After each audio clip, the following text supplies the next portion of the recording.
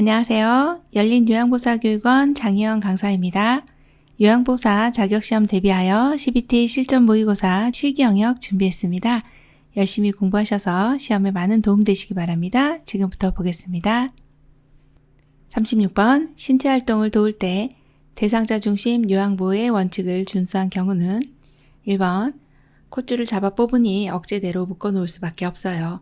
2번 화장실 가면 서로 고생이니까 이제 간이병기를 쓰면 좋겠어요. 3번 지금 아침 식사하셔야 설거지하고 점심 준비할 수 있어요. 4번 지금 목욕하세요. 다음 주까지 기다리면 냄새나요. 5번 잠에서 깰 수 있으니 주무시는 동안에는 기저귀를 확인하지 않을게요.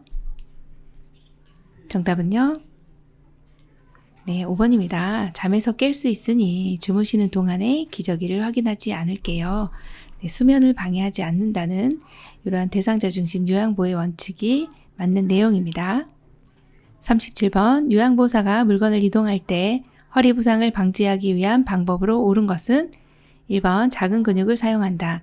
2번 두 다리의 지지면을 좁힌다. 3번 무게중심을 높인다. 4번 물건에서 몸을 멀리 한 상태에서 들어 올린다. 5번 물건을 든 상태에서 허리는 돌리지 않고 발로 방향을 바꾼다. 정답은요? 5번 물건을 든 상태에서 허리는 돌리지 않고 발로 방향을 바꾼다입니다. 허리 부상을 방지하기 위해서는 1번 같은 경우에 큰 근육을 사용해야 하고요. 2번 보시면 두 다리의 지지면은 넓혀주셔야 되겠죠. 3번에는 무게중심은 낮춰주시는 게 안정된 자세입니다. 4번에 물건에서 몸을 최대한 가까이에 한 상태에서 들어올리는 것이 허리 부상을 방지하기 위한 방법 중에 하나입니다.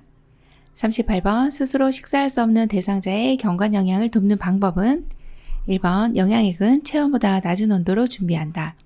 2번 대상자를 앉게 하거나 침상머리를 올린다. 3번 관이 막히지 않도록 영양액을 빠르게 주입한다. 4번 주입 중 영양액이 역류되면 비위관을 제거한다. 5번 주입 후 대상자를 잠시 누워있게 한다. 정답은요?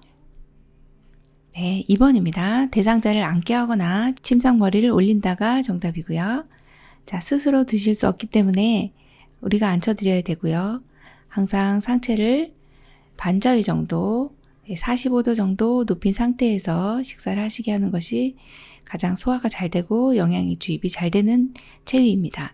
자, 1번에 보시면 영양액은 체온 정도로 준비하는 것이 맞고요. 3번에 보시면 빠르게 주입한다 그러면 설사를 유발할 수 있습니다. 그래서 주입 속도는 항상 분당 50ml 이상 되지 않도록 주입하는 거 요거만큼은 또 기억을 해주셔야 되고요. 4번 보시면 주입 중 영양액이 역류되면 우리는 비위관을 제거하거나 비위관을 삽입하거나 하는 이런 의료행위를 할 수가 없어요. 그래서 의료인에게 보고한다가 맞고요. 5번 보시면 주입 후 대상자를 이렇게 잠시 누워있게 하면 비위관 통해서 들어온 영양액이 지금 위장에 들어가 있는 상태인데 누워 계시면 역류가 되죠. 그리고 역류성 식도염이 올 확률도 있습니다. 그래서 30분 앉아 계시게 하는 것이 맞습니다. 39번 대상자의 경구약 복용을 돕는 방법으로 옳은 것은 1번 모든 알약은 쪼개서 준다. 2번 물약은 용기채에 빨아먹도록 한다. 3번 가루약은 음식에 섞어서 준다. 4번 손을 심하게 떠는 대상자는 약을 입에 직접 넣어준다. 5번 약물 복용 중 기침을 할 경우 심호흡을 한 후 제공한다. 정답은요? 4번 손을 심하게 떠는 대상자는 약을 입에 직접 넣어준다가 맞습니다. 우리는 요양보호사의 업무 중에서 경구약 복용 돕기는 요양보호사의 업무입니까? 이렇게 물어보면 맞습니다. 그렇게 보셔야 되고요. 자, 여기에서 손을 심하게 떨어요. 그러면 이 경구약 복용 돕는 것을 우리가 할 수 있기 때문에 약을 직접 입에 넣어 주실 수가 있고요. 1번 같은 경우 모든 알약은 쪼개서 줄 수는 없습니다. 약을 보시면 이렇게 분할선이 있는 약이 있거든요. 그런 약은 쪼갤 수도 있고 분쇄할 수도 있습니다. 자, 그래서 모든 알약은 쪼갤 수가 없습니다. 2번 물약은 용기채에 빨아 드시면 이게 침이 들어갑니다. 그럼 변질이 되기 때문에 안 되겠죠.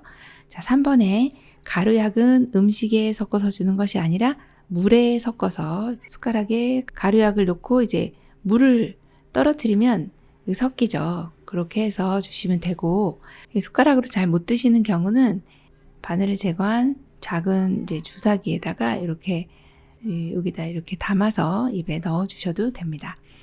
5번 같은 경우에 약물 복용 중에 기침을 하는 경우가 있습니다. 이때는 약 복용을 중단하고 시설장 관리 책임자에게 보고해 주셔야 되겠습니다. 40번 귀에 염증이 있는 대상자에게 귀약을 투여할 때 귓바퀴를 잡는 손의 위치와 방향으로 옳은 것은 1, 2, 3, 4, 5. 정답 골라볼까요? 네, 1번입니다. 이 내용은 그림으로도 나오지만 지문으로도 문장으로 나오게 되면 방향의 후상방으로 이렇게 잡아 당겨 주시면 됩니다. 그래서 정확한 위치가 1번으로 보시면 되겠고요. 41번 방문 목욕 서비스를 제공하던 중 대상자의 몸 여러 군데에 멍들고 상처난 자국이 발견되었다. 요양보호사의 대처 방법은 1번 시설에 입소할 것을 권유한다. 2번 개인적인 이름으로 모른 척한다. 3번 대상자의 이야기를 들어주고 위로해준다. 4번 노인보호 전문기관에 신고한다.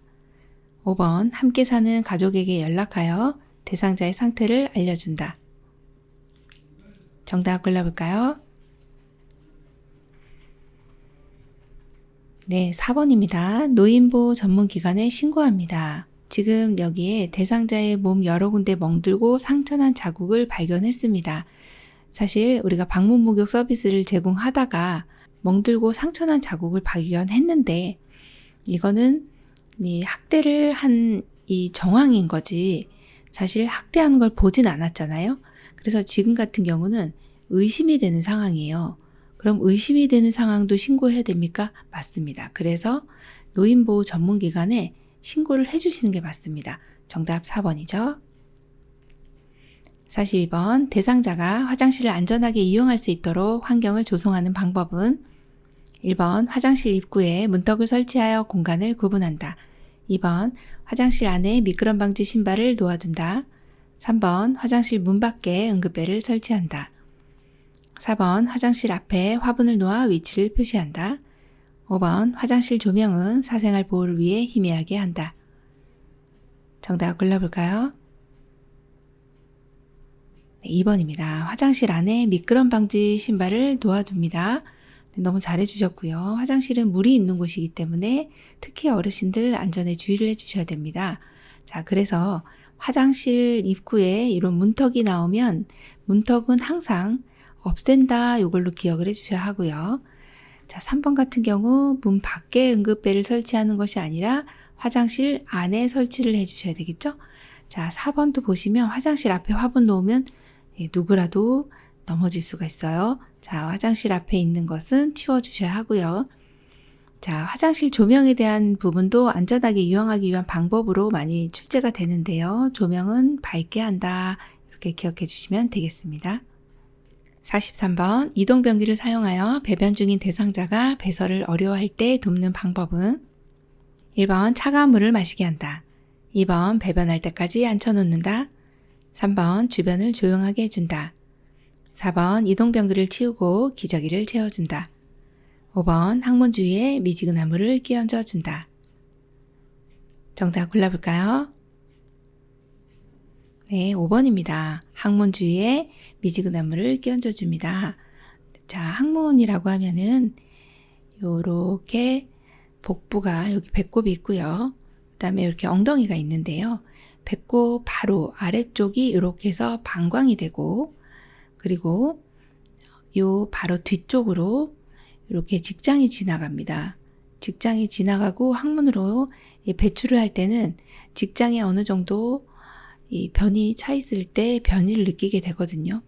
그런데 배설을 어려워한다 이게 못 나오는 겁니다. 이럴 때는 이 주변에 있는 근육들 그것을 관략근이라고 합니다.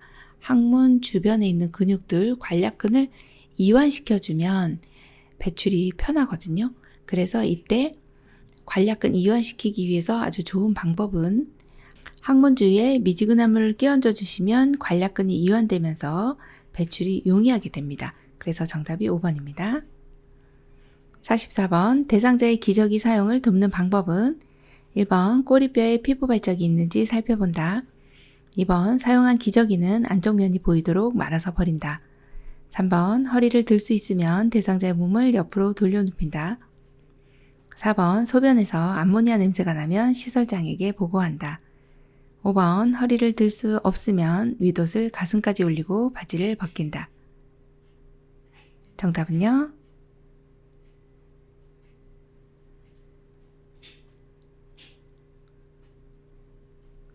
네, 1번입니다. 대상자의 기저귀 사용을 돕는 방법입니다. 자, 기저귀 사용을 하실 때는 이제 보통 한두 번 실수했다고 해서 기저귀를 바로 사용하진 않죠. 이 기저귀 사용할 때는 습하기도 하고 환기가 잘 안 되기 때문에 피부에 문제가 생길 수가 있어요. 그래서 꼬리뼈에 피부 발적이 있는지를 살펴봐 주시는 거 너무 중요하고요.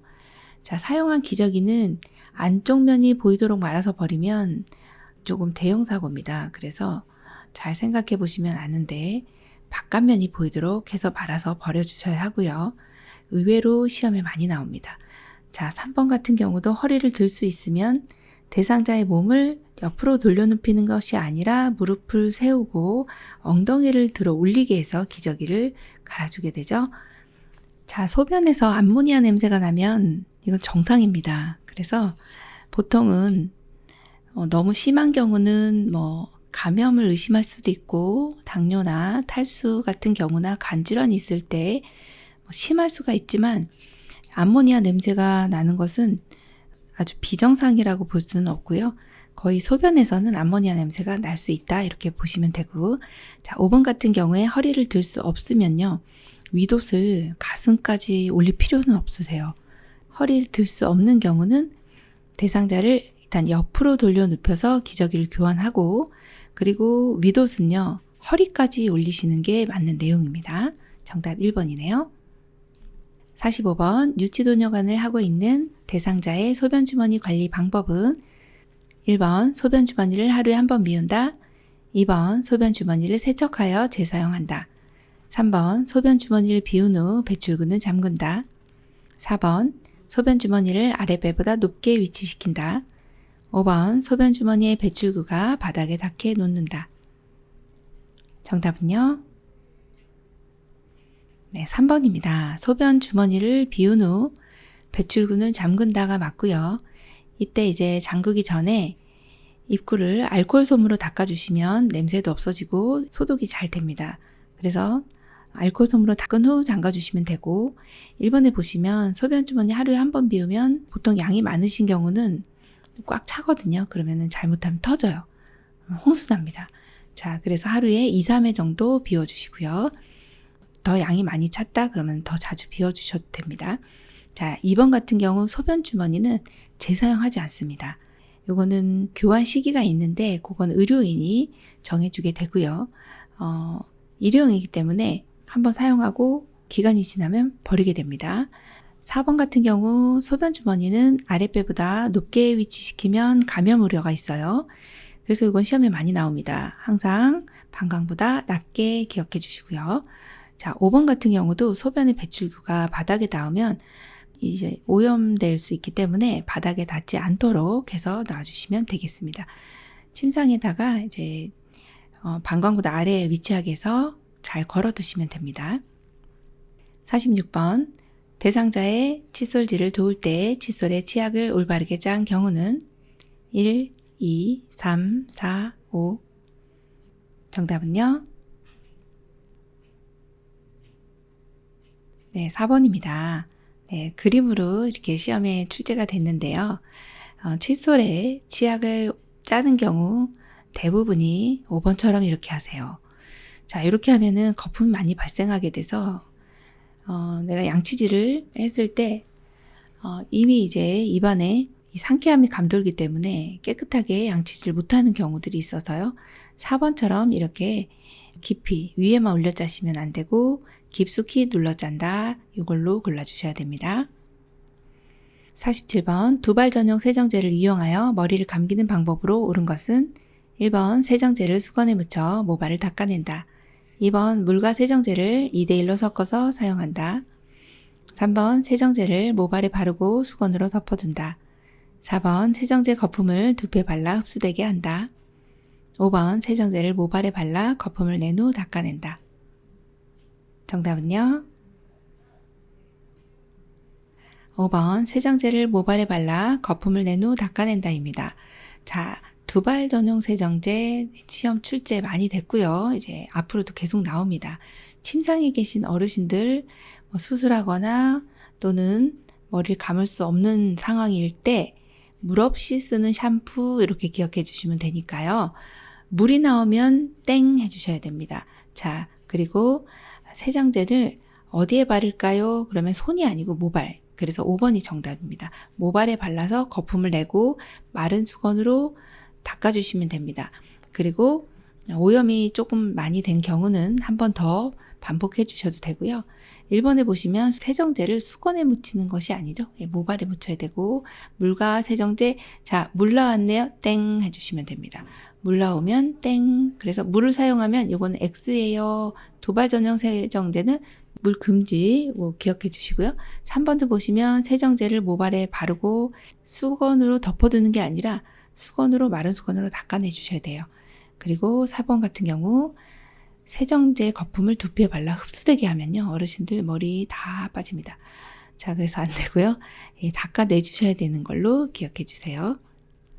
48번 대상자의 발을 청결하게 관리하는 방법은 1번 염증 예방을 위해 발톱은 둥글게 잘라준다. 2번 보온을 위해 나일론 양말을 신긴다. 3번 피부 건조 예방을 위해 오일을 발라준다. 4번 피부가 자극되므로 마사지하지 않는다. 5번 안쪽으로 파고든 발톱은 알코올로 소독해준다. 정답 골라볼까요? 3번 피부 건조 예방을 위해 오일을 발라준다 입니다. 대상자의 발 관리는 건조하지 않게 해주시는 게 좋죠. 연세 드시면서 발 뒤꿈치 막 갈라지고요. 그래서 상처가 나면 감염되기 쉽죠. 상처가 잘 낫지도 않습니다. 3번 정답이고요. 1번에 염증 예방을 위해 발톱은요, 일자로 요거 많이 나왔죠. 일자 기억해 주시고요. 자, 2번에 보온을 위해 자, 나일론 양말 안 됩니다. 면 양말 신겨 주셔야 되겠네요. 자, 4번 같은 경우 피부가 자극되므로 마사지하지 않는다. 아니요. 마사지 해주시면 순환이 잘 되죠. 자, 5번 같은 경우 안쪽으로 파고든 발톱은 반드시 시설장 간호사에게 보고해 주셔야 됩니다. 내성 발톱 생기면 상처가 잘 낫지 않고요. 자, 여기 알코올이 나왔는데 알코올 같은 경우는 어르신 피부 소독에 사용하지 않습니다. 알코올은 노인 피부 건조하기 때문에 사용 안 되고요. 그 다음에 욕창 드레싱, 욕창에도 요 알코올 사용하시면 안 됩니다. 자, 또 하나 입안에 혹은 눈에 점막 요 사용 절대 금지입니다. 그래서 요거는 X, 세 개 다 X. 출제 많이 됐었습니다. 노인 안 되고요. 왜요? 건조 유발돼요. 욕창 상처가 손상받기 쉽고요. 점막 위축돼 버리고 막 수축돼 버리죠. 안 됩니다. 그래서 반드시 요 세 가지 사용하면 안 되는구나. 이거를 꼭 기억을 해 주셔야 되겠어요. 49번 스스로 세수할 수 없는 대상자의 세면을 돕는 방법은 1번 면봉으로 귀 속의 기지를 닦는다. 2번 코 밖으로 나온 코털을 자른다. 3번 눈의 바깥쪽에서 안쪽으로 닦는다. 4번 눈곱이 있는 눈을 먼저 닦는다. 5번 입, 코, 귀, 눈, 목의 순서로 닦는다. 정답 골라볼까요? 2번 코 밖으로 나온 코털을 자른다입니다. 코 밖으로 나온 코털 잘라도 돼요. 네, 가능합니다. 이것도 여러 번 나왔었고요. 밖으로 나온 건 잘라도 되는데 안에 있는 거는 자르시면 안 돼요. 네, 잘못하다가 여기 상처 납니다. 네, 아프죠? 자, 1번 보시면 면봉으로 귀 속, 이거 귀 속 나오면 또 땡 합니다. 귀 속이 아니고 귀 입구의 귀지는 닦을 수 있습니다. 자, 3번에 이것도 많이 나오죠. 눈의 바깥쪽에서 안쪽으로 닦는다 아니고 항상 안쪽에서 바깥쪽 기억해 주시고요. 4번도 깨끗한 쪽 먼저입니다. 그래서 눈곱이 없는 쪽 먼저 닦아줍니다. 5번에 자, 세수할 수 없을 때는 우리가 세면하는 거. 그러면 세면하는 순서를 알아야겠네요. 눈, 코, 볼, 입, 이마, 귀, 목. 다시 한번. 눈, 코, 볼, 입, 이마, 귀, 목. 그래서 중간중간 빠졌지만 눈, 코, 입, 귀, 목. 여기서는 요 순서로 닦아주시는 게 맞습니다.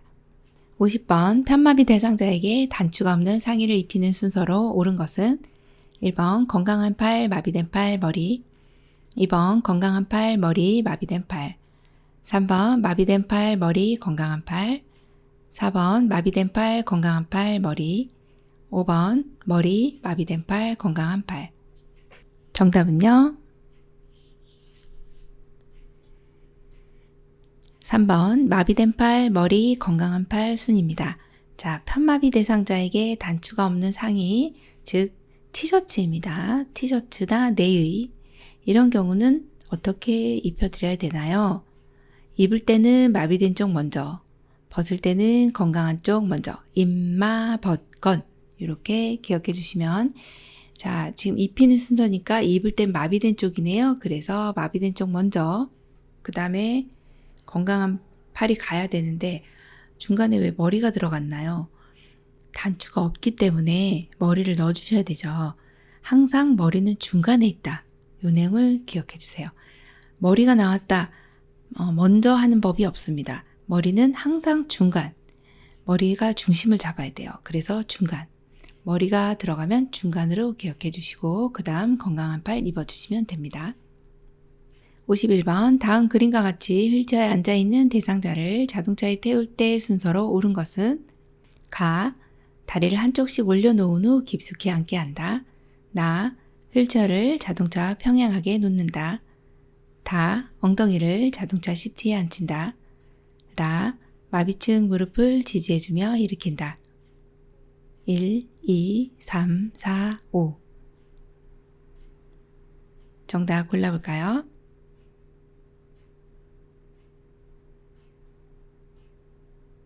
5번 나라 다 가입니다. 자, 휠체어에 앉아있는 대상자 자동차로 갈 때는요.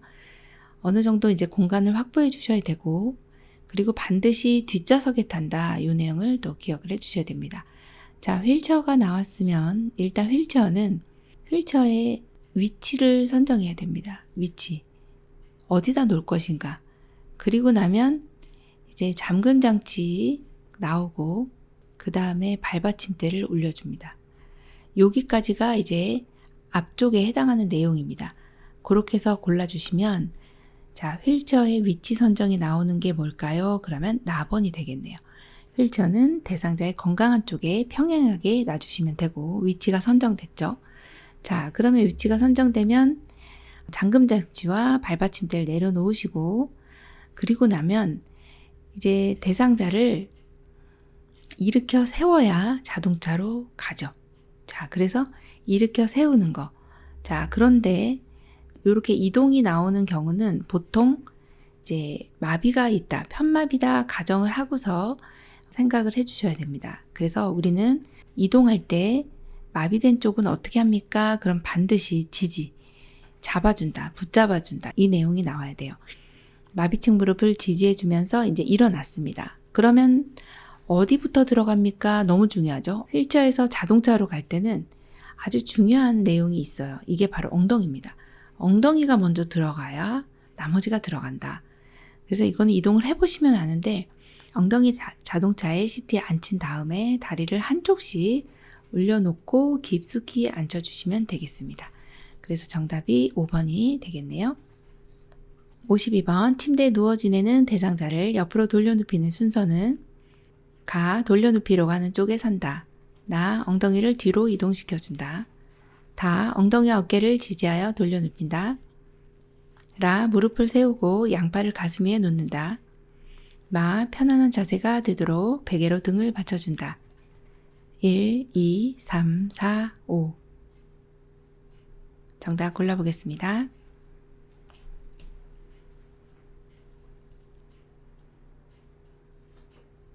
네, 4번입니다. 가라, 다나, 마입니다.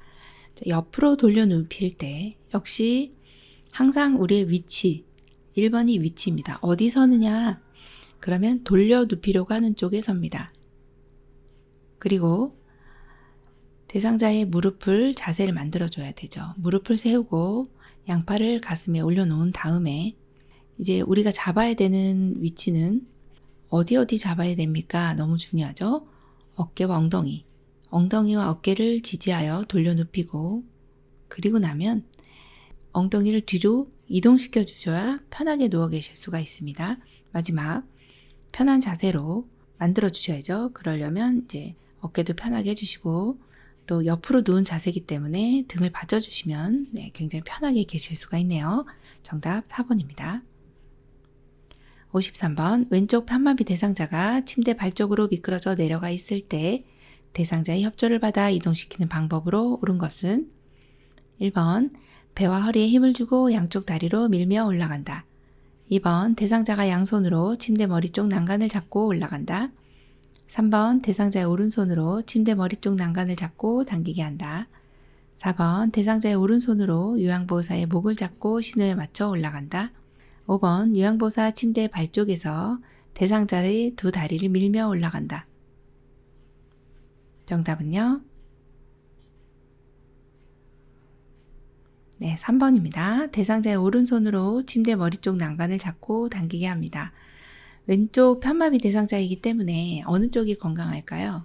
네, 오른쪽이 건강하죠. 그래서 대상자가 이렇게 누워 계실 때 지금 아래쪽으로 내려가 계셔서 위로 올릴 건데 왼쪽이 불편하세요? 그럼 불편한 쪽 체크. 자, 오른쪽으로 침대 머리 쪽 난간을 잡고 그럼 요양보호사의 위치는 반드시 불편한 쪽에 위치하셔서 어르신 도와주시면 되는데 한쪽은 침상면을 잡고 다른 한쪽은 엉덩이 아래 대퇴 부분을 잡고 어르신과 동시에 하나 둘 셋 하면서 위로 올려주시면 되거든요. 그래서 이때 대상자의 오른손으로 침대 머리 쪽 난간을 잡고 올라가게 해주시면 됩니다. 54번 그림과 같은 턱에서 내려갈 때 휠체어 이동 방법은 1번 바퀴 한쪽씩 지그재그로 앞으로 내려간다. 2번 뒤로 돌려 뒷걸음으로 한 번에 내려간다. 3번 뒤로 돌려 바퀴 한쪽씩 지그재그로 내려간다. 4번 앞바퀴를 들고 앞으로 내려간다. 5번 뒤로 돌려 뒷바퀴를 먼저 내린 후 앞바퀴를 들어 내려간다. 정답은요? 네, 5번입니다. 뒤로 돌려 뒷바퀴를 먼저 내린 후 앞바퀴를 들어 내려가시면 됩니다. 그럼 여기에서는 문제 푸실 때 공부를 하셨으면 아실 텐데 여기 뒤에 있는 큰 바퀴가 뒷바퀴, 요 앞에 작은 바퀴, 요게 앞바퀴거든요. 만약에 지금 같은 경우에 앞으로 내려간다, 뭐 이런 내용이 나오면 어르신 앞으로 다 꼬꾸라집니다. 네, 큰일 나요. 네, 낙상이 일어납니다. 그래서 반드시 뒤로 돌려 내려가 주시는 거 기억해 주시면 되겠습니다. 55번 보행벨트를 이용해 왼쪽 편마비 대상자의 이동을 도울 때 착용 부위와 요양보호사의 위치는 1, 2, 3, 4, 5. 정답 골라볼까요? 1번입니다. 왼쪽 편마비네요. 그림 시험을 보시면 편마비 있으신 분들은 이렇게 그림자를 항상 체크해 줍니다. 지금 편마비다 라는 걸 알려주는 거거든요. 보행벨트 사용하는 것은 불편한 쪽 뒤, 보행벨트는 허리에. 그래서 지금 왼쪽 편마비시기 때문에 왼쪽 뒤 이렇게 찾아주시면 가장 적합한 그림이 바로 1번이 되겠습니다.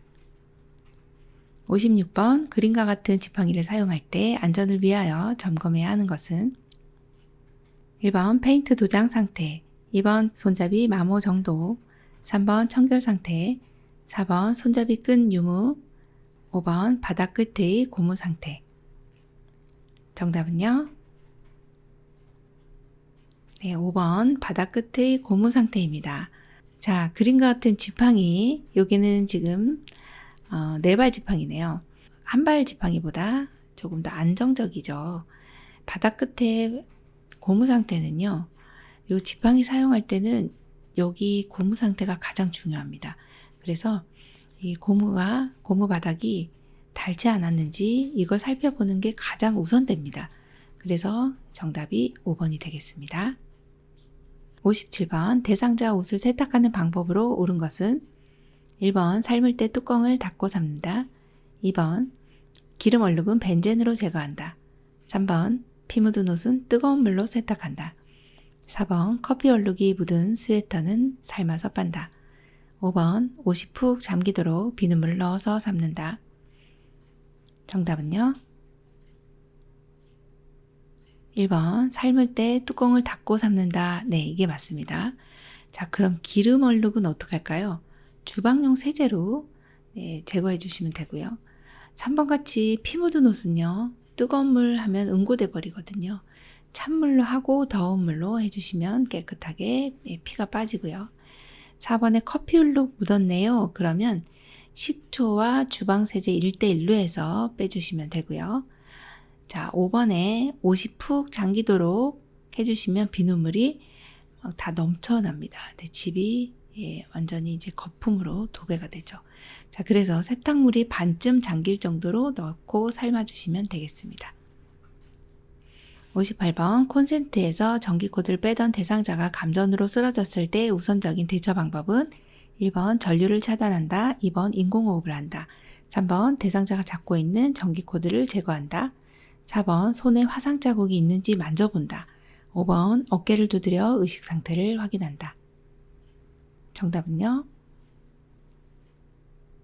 1번 전류를 차단한다입니다. 네, 전기코드 빼다가 감전으로 쓰러졌네요.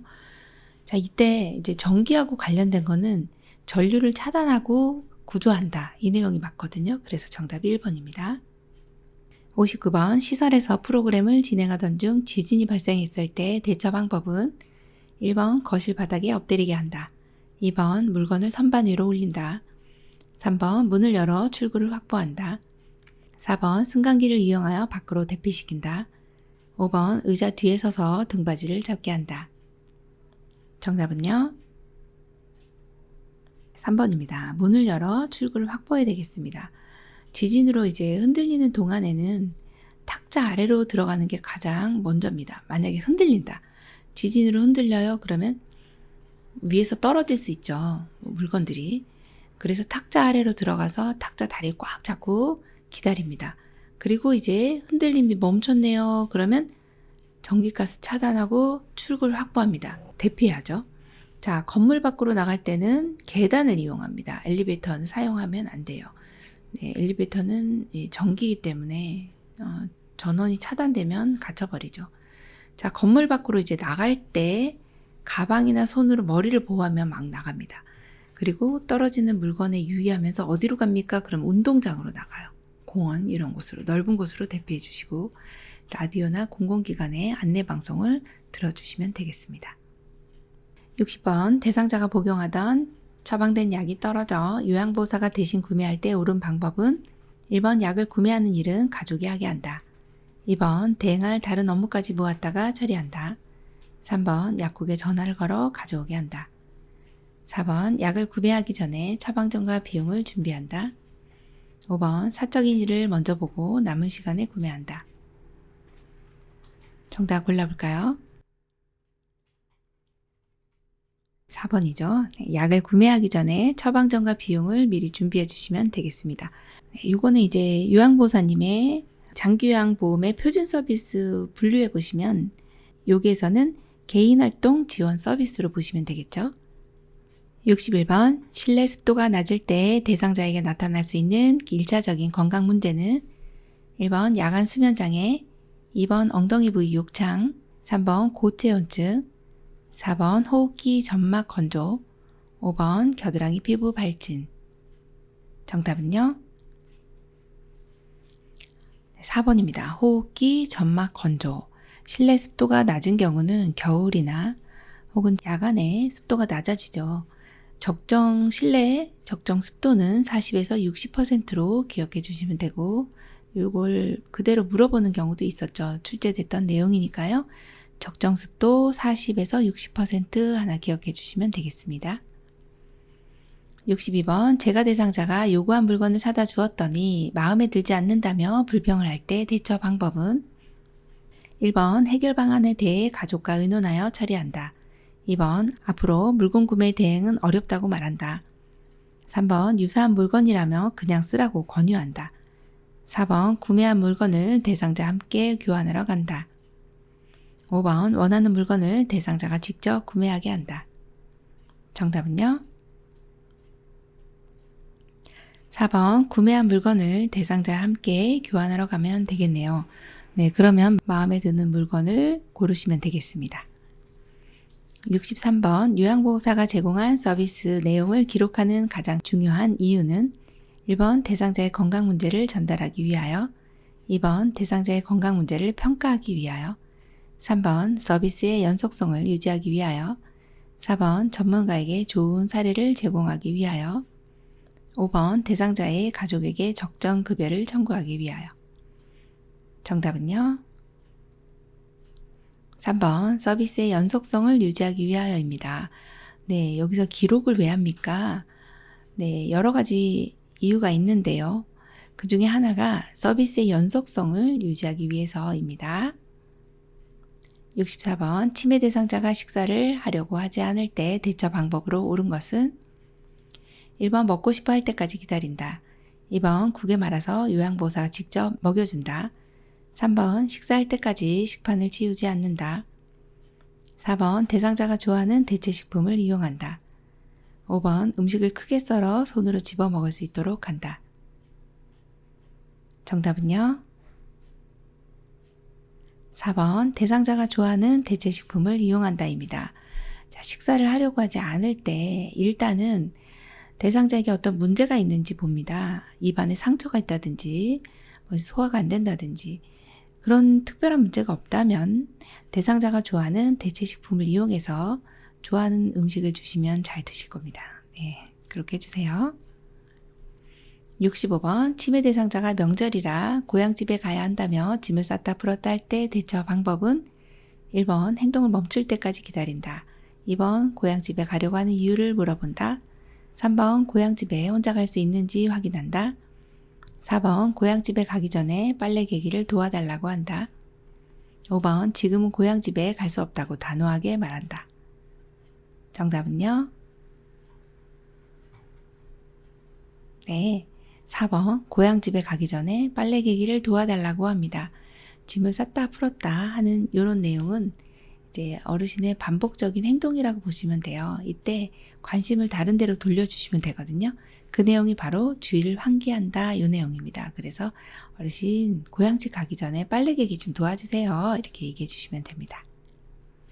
66번 치매 대상자가 치킨 냄새가 난다며 없는 치킨을 달라고 할 때 요양보호사의 반응으로 적절한 것은 1번 치킨 냄새가 어디서 나는 것 같아요? 2번 왜 갑자기 치킨이 생각나셨어요? 3번 무슨 말씀이세요? 치킨은 없어요. 4번 어제도 그러시더니 오늘 또 그러시네요. 5번 치킨 드시고 싶군요. 드시러 함께 나가봐요. 정답은요? 네, 5번입니다. 치킨 드시고 싶군요. 드시러 함께 나가봐요. 지금 이제 치킨은 없는데 치킨 냄새를 맡으신 거죠. 자, 그러니까 공감의 대화를 하신 겁니다. 그러면서 또 주의를 환기시켜 주셨죠. 정답 5번이네요. 67번 치매 대상자가 야간에 초조한 표정으로 이리저리 배회할 때 돕는 방법은 1번 침대 옆에 옷가지를 걸어 정서적인 안정감을 준다. 2번 TV를 크게 틀어 관심을 돌린다. 3번 방을 밝게 하고 따뜻하게 해준다. 4번 집안을 어둡게 하여 수면 시간임을 알린다. 5번 대상자가 불안하지 않도록 출입문을 열어둔다. 정답은요? 3번입니다. 방을 밝게 하고 따뜻하게 해줍니다. 자, 야간에 초조한 표정, 또 배회, 여기는 야간 선망하고 배회가 두 가지가 같이 이제 섞여져 있는 경우입니다. 교재에 보시면 여러 가지 치매 대상자의 문제 행동들이 나타나는데 한 8가지 정도가 있어요. 한 가지가 단독으로 발생하기도 하고 이렇게 두 가지가 같이 나오기도 합니다. 자, 이럴 때 야간 선망인 경우는 밤에 불안 증상이 나타나고 이렇게 초조하게 왔다 갔다 하는 그런 내용이죠. 그러면 야간 선망은 일단 방을 밝게 해주고요. 따뜻하게 해주면 좋습니다. 약간 안정감을 갖게 됩니다. 그래서 가벼운 야간 선망인 경우에 조치는 여기 이제 3번으로 골라주시면 되고, 만약에 좀 심하게 야간 선망이 좀 심한 경우다 그러면 시설장님과 간호사에게 보고를 해주셔서 적절한 조치를 취해 주셔야 되겠습니다. 68번 치매 대상자가 저 할멈이 내 손수건을 훔쳐갔어 라며 자주 화를 낼 때 대처 방법은 1번 화가 가라앉을 때까지 모르는 척한다. 2번 잃어버린 장소가 어디인지 묻는다. 3번 같은 손수건을 사두었다가 대체한다. 4번 다른 사람의 손수건을 빌려서 준다. 5번 손수건을 잃어버린 적이 없다고 차분히 설명한다. 정답은요? 3번 같은 손수건을 사두었다가 대체한다입니다. 지금 여기서는 의심망상이네요. 저 할머니, 지금 옆에 있는 할머니를 의심하는 겁니다. 이런 일이 자주 반복이 되네요.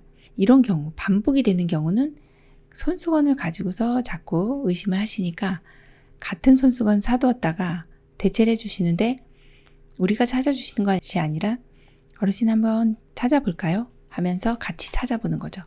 그래서 대체해 주시면 적절한 조치로 보시면 되겠습니다.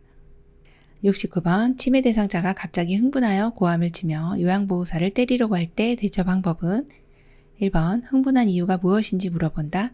2번 행동이 멈출 때까지 재빨리 그 자리를 피한다. 3번 화가 난 것을 이해한다고 다독인다. 4번 팔을 잡아 행동을 멈추게 한다. 5번 그런 행동을 그만두라고 단호한 목소리로 제지한다. 정답은요? 3번 화가 난 것을 이해한다고 다독인다입니다. 자, 여기에서는 이 파괴적인 행동이거든요. 이럴 때 흥분해서 치매 초기 때 이 분노로 시작해서 에너지가 소모되면은 좀 잠잠해지는 그런 내용이 이제 파괴적인 행동입니다. 이때는 우리가 화가 난 것을 이해한다고 다독이고 이렇게 온화한 표정을 지어주셔야 돼요. 이게 5번 같이 그만두라, 단호하게 이런 내용이 나오면 이거는 부적절한 성적 행동으로 보셔야 되고요. 여기에서는 3번이 가장 적합한 답입니다. 70번 치매 대상자가 해질녘이 되면 불안해하며 밖으로 나가려고 할 때 돕는 방법으로 옳은 것은 1번 낮 시간에 충분히 쉬도록 한다. 2번 조용히 혼자 있도록 배려한다. 3번 말벗을 해주며 함께 있는다. 4번 조명을 어둡게 하여 안정시킨다. 5번 해보지 않은 일거리를 제공한다. 정답은요? 3번입니다. 말벗을 해주며 함께 있는다입니다. 자, 여기에서는 석양증후군이라고 보시면 돼요. 여기에 키워드는 해질녘 이렇게 나옵니다. 해질녘, 어두워지면서 뭔가 어르신이 불안해하며 이상 행동들이 나타나면 이건 석양증후군이구나, 그걸 기억해 주시면 되고요. 이때만큼은 너무 중요한 것이 대상자가 혼자 놔두면 어떤 상황이 될지 몰라요. 사고를 친다든지 자해를 한다든지 뛰어내린다든지 사고 위험성이 있기 때문에 말벗을 해주며 자, 여기에서는 함께 있는 내용이 너무나도 중요합니다. 그리고 우리가 항상 우리 시야에서 벗어나지 않도록 계속적인 관찰을 해주셔야 된다. 그리고 또 좋은 방법은 애완동물과 함께 시간을 보내는 것도 좋고요. 자, 그래서 정답이 3번이네요. 71번 냇물소리나 새벽닭 울음소리 등 청각을 활용한 인지자극 훈련으로 기대할 수 있는 효과는 1번 억제력 향상, 2번 공감력 증대, 3번 친해력 확대, 4번 진압력 강화, 5번 계산력 증진. 정답은요? 네, 4번입니다. 진압력 강화입니다. 자, 여기서는 냇물소리는 어디에서 들을 수 있나요? 계곡, 산, 이런 위치, 그래서 장소, 시간, 사람에 대한 개념이 진압력이기 때문에 여기 도움이 되고, 새벽 닭 울음소리, 언제 닭이 우나요? 새벽에요. 네, 시간에 대한 개념이죠. 그래서 이런 들으면서 또 청각을 활용한 인지자극 훈련으로 진압력 강화를 기대할 수 있다, 이렇게 보시면 됩니다. 72번 치매 대상자의 안전사고를 예방하기 위한 방법으로 옳은 것은 1번 과일 모양의 자석을 냉장고에 부착한다. 2번 복용약은 식탁 위에 놓아둔다. 3번 달리는 차 안에 있을 때는 문을 잠근다. 4번 욕실 세제는 세면대 위에 둔다. 5번 온수 수도꼭지는 투명 테이프로 표시한다. 정답 골라볼까요? 3번입니다. 달리는 차 안에 있을 때는 문을 잠근다 입니다. 네, 어르신이 안전사고 예방을 위해서 차 안에 있을 때는 문을 잠궈 주셔야지 이 달리는데 문을 열고 주의력이 산만하셔가지고 아무거나 막 만지고 이러세요. 그래서 문이 열릴 수 있어요. 그럼 위험하니까. 네, 정답은 3번. 이렇게 차 안에 있을 때 문 잠궈둔다. 이 내용이 맞는 내용입니다. 73번. 다음 대화에서 요양보호사의 공감 반응으로 적절한 것은 대상자. 간호사가 혈압이 높다고 누워있으래. 그래도 밖에 나가 바람 좀 쐬면 안 될까? 요양보호사. 1번. 누워 계시는 게 답답하신가 봐요. 2번. 혈압이 떨어지면 그때 나가는 게 좋겠어요. 3번. 혈압이 높으니 누워 계시는 것이 안전해요. 4번. 오늘 하루는 그냥 누워서 쉬세요. 5번. 밖에 나가셔도 되는지 간호사에게 물어볼게요. 정답은요? 네, 1번. 누워 계시는 게 답답하신가 봐요. 여기에서는 키워드가 공감 반응입니다. 그러면 어르신이 이 말씀하시는 내용을 우리 요양보호사도 같이 느끼시고 그 내용을 표현해 주셔야 되는 게 맞거든요. 그래서 혈압이 높다고 지금 누워 있으래. 나 근데 나가고 싶은데. 자, 그러면 이 어르신은 누워 있는 게 이제 답답하니까 나가고 싶으신 거죠. 그래서 어르신이 누워 계시는 게 답답하신가 봐요. 일단 이렇게 해주시면 이렇게 말씀하시는 거예요. 74번. 다음 대화에서 요양보호사가 제안한 대상자의 여가활동 유형은 1번 대상자. 문화생활 같은 거 못해. 시간 때울 거라고는 텔레비전 보는 거지. 요양보호사. 그럼 우리 함께 재밌는 영화 보러 영화관에 갈까요? 1번 운동활동, 2번 소일활동, 3번 종교 참여활동, 4번 사교 오락활동, 5번 자기계발활동. 정답은요? 4번 사교 오락활동입니다. 영화를 보러 지금 사교 오락활동에 해당이 되죠? 나머지는 이제 해당 사항이 없으세요. 그래서 정답 4번이고요. 좀 자세하게 유형을 보시면 지금 나와 있는 이 사교 오락활동이 영화, 연극, 음악회, 전시회 이 내용에 해당이 되고요. 또 자기계발이라고 하면은 뭔가 개발이 되는 내용이에요. 그래서 책 읽기, 독서, 그림 그리기, 서예교실, 신앙송, 악기 연주, 백일장, 민요교실, 창작활동 이런 것이 자기계발이고 자 여기서 조금 어려운 건 가족 중심 활동인데요. 이거는 가족과 같이 움직여야 된다. 가족이 소풍을 같이 간다. 또 가족과 같이 대화한다. 요거 외식 나들이도 가족과 같이 가는 거잖아요. 그게 이제 가족 중심 활동이고 종교 참여 활동은 교회, 사찰, 성당 가는 것입니다. 또 운동 활동은 체조나 가벼운 산책. 또 소일 활동은 어떤 어르신이 시간을 이런 활동을 하면서 시간을 보낼 수 있는 내용이거든요. 텃밭 야채 가꾸기나 식물 가꾸기, 신문 보기, 또 텔레비전 시청, 종이 접기, 퍼즐놀이 이런 것들은 이제 소일 활동에 해당이 된다 보시면 됩니다. 75번 더러워진 옷을 갈아입지 않으려는 대상자에게 나 전달법으로 올바르게 의사소통한 것은 1번 더러워진 옷을 갈아입는 것이 싫으시군요. 2번 매번 옷 갈아입히기가 진짜 힘드네요. 3번 옷을 갈아입으면 기분이 좋아질 거예요. 4번 옷을 갈아입지 않으시니 건강을 해칠까봐 걱정돼요. 5번 옷을 갈아입고 저와 함께 밖에 나가서 산책하실래요? 정답은요? 네, 4번입니다. 옷을 갈아입지 않으시니 건강을 해칠까봐 걱정이 돼요. 네, 누가요? 내가요. 그래서 나 전달법은 나의 의견, 나의 의중이 들어가야 됩니다. 정답 4번이죠.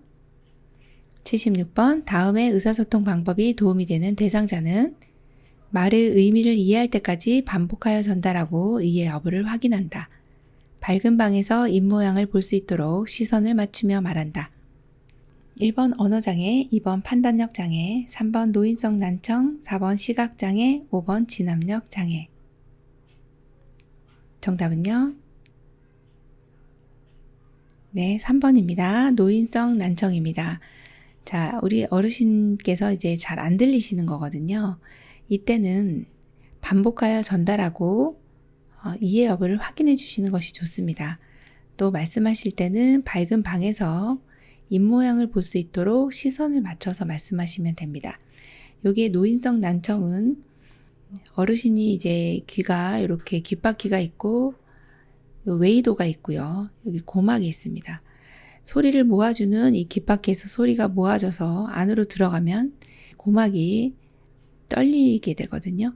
이 떨림을 안으로 전달해 줍니다. 여기 이제 이소골이라고 하는 뼈가 있거든요. 아주 작은 뼈가 울림을 이 안에 내이 쪽에 안쪽에 있는 귀 달팽이관이라고 있죠. 여기로 소리를 전달해서 이렇게 뇌에서 인식을 하게 되는 이런 구조가 소리를 듣게 되는 이 구조인데 한 군데 이상이 있어도 이제 소리를 못 듣게 됩니다. 근데 노인분들은 특히나 요 고막이 두꺼워지게 되죠. 그럼 소리 전달력이 떨어지게 됩니다. 여기 중간에 있는 중2에서 염증이 생기면 이렇게 타고 올라가면서 여기 고막에 염증 반응을 보이는 경우도 이제 중이염이라 해서 난청의 원인이 되기도 하거든요. 어쨌든 이 고막이 두꺼워지는 거 요 자체가 또 난청의 원인이 되기도 합니다. 자, 이럴 때는 소리를 잘 못 들으시기 때문에 정면에서 시선을 맞추며 밝은 방에서 이야기를 해주시면은 조금은 더 잘 이해하실 수가 있습니다. 77번 대상자가 쓰러져 경련을 할 때 대처 방법은 1, 2, 3, 4, 5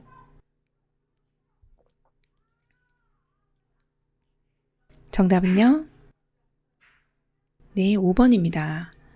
자, 여기 그림을 잘 보시면 5번에는 입에서 뭐가 나오고 있어요. 요게 요렇게 지금 입에서 분비물이 나온다, 침이나 혹은 거품이 나온다, 이런 경우는 고개를 옆으로 돌려주시는 겁니다. 몸은 이렇게 떨고 있지만, 네, 그래서 고개를 옆으로 돌려준다, 이 내용이 이제 맞는 내용이고요. 1번처럼 이렇게 떤다고 해서 억제하거나 2번에 손가락이나 수건을 넣어준다 안 되고 3번에 물을 마신다 더더군다나 안 되고 네, 기도로 흡인되면 질식사 하실 수 있어요. 자, 4번 같은 경우도 이렇게 가슴을 눌러준다 아닌 거죠. 자, 정답 5번이네요. 78번 다음 중 가장 먼저 응급처치를 해야 하는 대상자는 1번 발목을 접질려 통증이 있는 경우 2번 설사로 복통이 있는 경우 3번 못에 발을 찔려 피가 나는 경우 4번 운동 직후 맥박이 상승한 경우 5번 화재로 코와 입에 화상을 입은 경우 네, 5번입니다. 화재로 코와 입에 화상을 입었어요. 그러면 화상을 입었네요. 뭐가 문제일까요? 이 기도 쪽이 부종을 일으킬 수가 있어요. 그래서 기도 부종이 일어나면 호흡곤란이 일어나죠. 그러다 보면 숨 못 쉬어서 위급한 상황이 될 수 있는 그런 상황이 지금 5번이네요. 79번 자동 심장 충격기를 사용하는 방법으로 옳은 것은 1번 호흡은 있으나 의식이 없는 대상자에게 사용한다. 2번 심장 충격 버튼을 누르기 전 인공호흡을 집중적으로 한다. 3번 분석 중이라는 음성 지시가 나오면 대상자에게서 손을 뗀다. 4번 심장 충격 실시 후 가슴 압박과 인공호흡을 30대 1로 다시 시행한다. 4번 전극 패드를 왼쪽 빗장뼈와 오른쪽 젖꼭지 아래에 붙인다. 정답은요? 3번입니다. 분석 중이라는 음성 지시가 나오면 대상자에게서 손을 떼는 거 맞습니다. 지금 자동심장 충격기를 사용할 때 패드를 부착하고 그리고 심전도 분석을 하거든요. 이때 혹시 대상자에게 심폐소생술을 하고 있다면 심장이 뛰는지 안 뛰는지 정확하게 판단할 수 없기 때문에 반드시 이제 패드 부착 후 분석 중이라는 메시지가 나와요. 그러면 대상자에게서 손을 떼고 기다립니다. 자, 1번 한번 볼까요? 호흡은 있으나 의식이 없는 대상자에게 사용하는 것이 아니고요. 이런 경우는 호흡도 없고 의식도 없는 대상자에게 적용을 합니다. 자, 2번 보시면 심장 충격 버튼 누르기 전에 가슴 압박은 계속적으로 해주셔야 되고요. 4번도 보시면 심장 충격 실시 후 가슴 압박 때 인공호흡의 비율은 자, 요거 시험에 여러 번 나왔네요. 30대 2의 비율로 기억해 주시면 되고요. 자, 5번 같은 경우도 이제 굉장히 헷갈리는데 전극 패드는 항상 오른쪽 빗장뼈를 먼저 우리 오른손잡이잖아요. 그래서 오른쪽 빗장뼈 이렇게 기억해 주시면 더 좋습니다. 오른쪽 빗장뼈와 왼쪽 가슴 아래 겨드랑이 중간선 이렇게 기억을 해주시면 되겠습니다. 80번 심정지 대상자에게 자동 심장 충격기를 사용하는 방법은 1번 전기 충격이 전달되고 1분 후 가슴 압박을 다시 시행한다. 2번 전기 충격이 전달될 때 대상자를 붙잡아 지지한다. 3번 심장 리듬은 5분 간격으로 분석한다. 4번 분석 중이니 물러나라는 음성 지시가 나오면 대상자에게서 손을 뗀다. 5번 자동 심장 충격기가 도착하면 심폐소생술을 5회 시행하고 적용한다. 정답은요? 네, 4번입니다. 분석 중이니 물러나라는 음성 지시가 나오면 대상자에게서 손을 뗀다입니다. 네, 심정지 대상자에게 자동 심장 충격기를 사용할 때 분석 중입니다. 이 메시지가 나오면 대상자에게서 반드시 손을 떼주셔야 하고요. 1번처럼 전기 충격이 전달되고 1분 후 아니고 자, 바로 가슴 압박을 시행합니다. 자, 2번은요. 전기 충격 전달될 때 대상자를 붙잡으면 감전된다. 네, 감전, 네, 무섭죠. 네, 이거는 이제 큰일 나는 일이죠. 자, 3번 같은 경우 심장 리듬은 2분 간격으로 분석을 하게 되고요. 5번에 보시면 심장 충격기가 도착하면 바로 적용한다. 네, 어떤 단계에 있던지 바로 적용하는 것이 가장 심장을 빨리 뛰게 할 수 있는, 다시 살아날 수 있게 하는 가장 좋은 방법이 자동 심장 충격기거든요. 네, 바로 적용한다 기억해 주시면 되겠습니다. 요양보사 자격시험 대비하여 CBT 실전 모의고사 7기 영역 풀어봤습니다. 우리 열심히 공부하셔서 우리 모두 시험에 합격하시기 바랍니다. 요양TV 장희영 강사였습니다. 감사합니다.